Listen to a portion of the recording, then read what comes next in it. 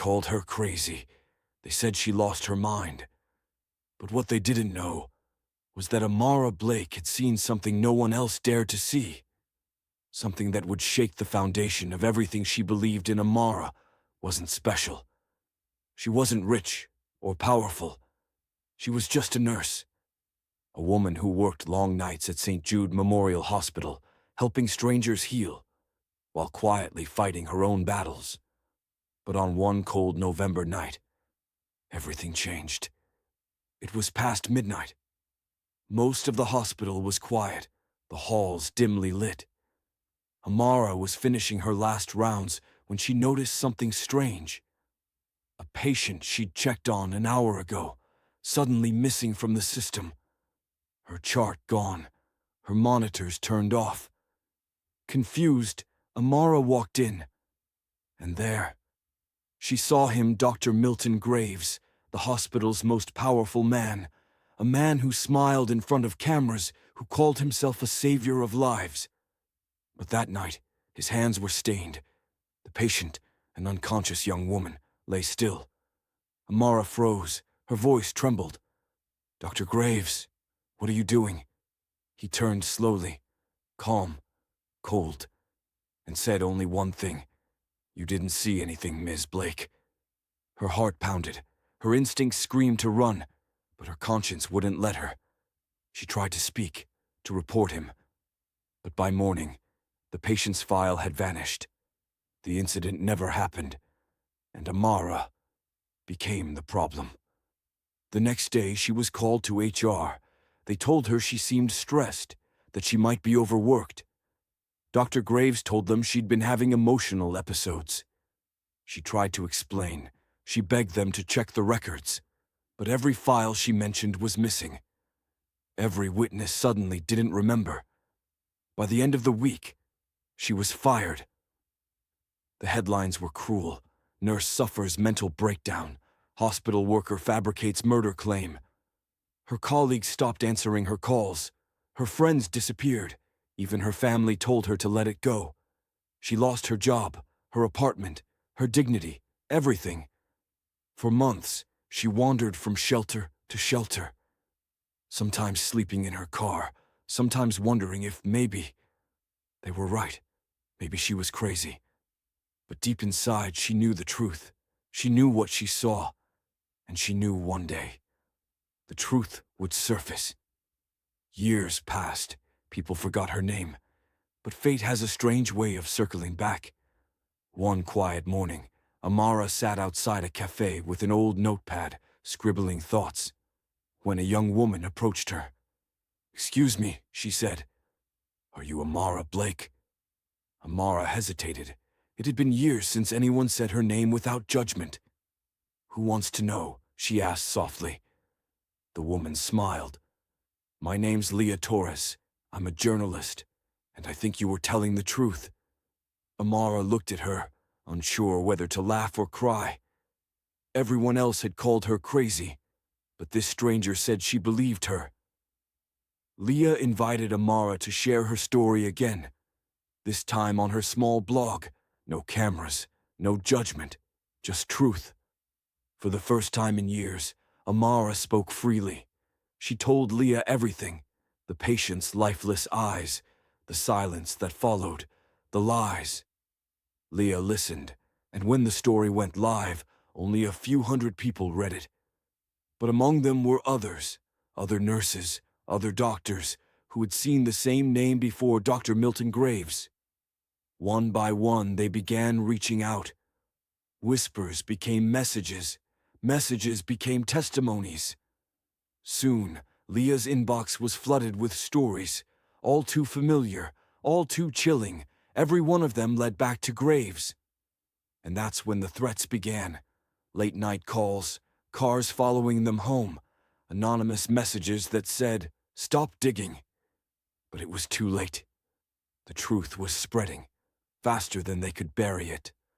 Leah uploaded a video, a detailed timeline of the cover-ups, the falsified reports, and the missing patients. She ended it with one haunting line. "If Amara Blake was crazy, then so are all of us." Within hours, the video went viral. Millions of views, thousands of comments, people demanding answers. For the first time, Amara wasn't invisible. She wasn't crazy. She was heard. The media picked up the story. Talk shows called her. Politicians tweeted support. And finally, the hospital had no choice but to respond. Dr. Graves appeared on national television. He looked confident, untouchable. He called Amara unstable, vindictive, delusional. He said she was a disgraced ex-employee seeking attention. For a moment, it seemed like history would repeat itself. Another smear campaign. Another woman silenced, until the unthinkable happened. A nurse, Clara Hill, who had worked under Graves for years, came forward. Tears streaming down her face, she confessed everything. The forged reports, the pressure to alter charts, the hush money, the threats. And she said one sentence that silenced the nation. Amara Blake was right. Within days, federal investigators stormed the hospital. Hidden files were found. Dozens of mysterious patient deaths linked to the same department, the same doctor. The man who once called Amara crazy was arrested in handcuffs, charged with manslaughter, bribery, and medical malpractice. And suddenly, the story changed. The same media that mocked her now wanted interviews. The same hospitals that rejected her now quoted her words in training manuals. The same people who doubted her now called her brave. But Amara didn't crave fame. She just wanted peace. When the trial began, she sat quietly in the courtroom. No tears, no gloating, just calm silence as the verdict was read. Guilty, on all counts. Dr. Graves stared at her, eyes full of disbelief. The same cold stare from that night, now hollow, now powerless. Amara closed her eyes and whispered one sentence to herself. I told the truth. Months later, she was invited to speak before Congress, to advocate for new laws protecting medical whistleblowers. Standing in that chamber, she looked out at the crowd, doctors, politicians, journalists, and said, I wasn't crazy, I was just alone. And when people are alone long enough, they begin to question their sanity. But truth doesn't need validation, it just needs time. Her words shook the room. And from that moment, Amara Blake became a national symbol, a voice for every person who had ever been silenced, doubted, or broken for telling the truth. The world finally listened. But the cost of that truth had nearly destroyed her. Some nights, she still wakes up hearing the beeping of hospital monitors, still sees the face of that patient, still feels the sting of every name they called her. Crazy, delusional, liar. But now, those words no longer define her. Now she walks in truth, and the world walks with her. They called her crazy because the truth she carried scared them. They tried to bury her, but they didn't realize she was a seed. When she rose, she didn't just reclaim her name, she changed a nation. To this day, hospitals across the country have laws named after her. The Amara Act, protecting medical workers who speak out. And every time a nurse dares to tell the truth, every time someone refuses to stay silent, her spirit lives on. Because courage isn't the absence of fear. It's speaking when your voice shakes. It's standing when the world wants you to kneel. It's holding on to truth when everyone else calls it madness. They called her crazy. But she wasn't. She was right. And her truth, once dismissed, became the nation's wake-up call.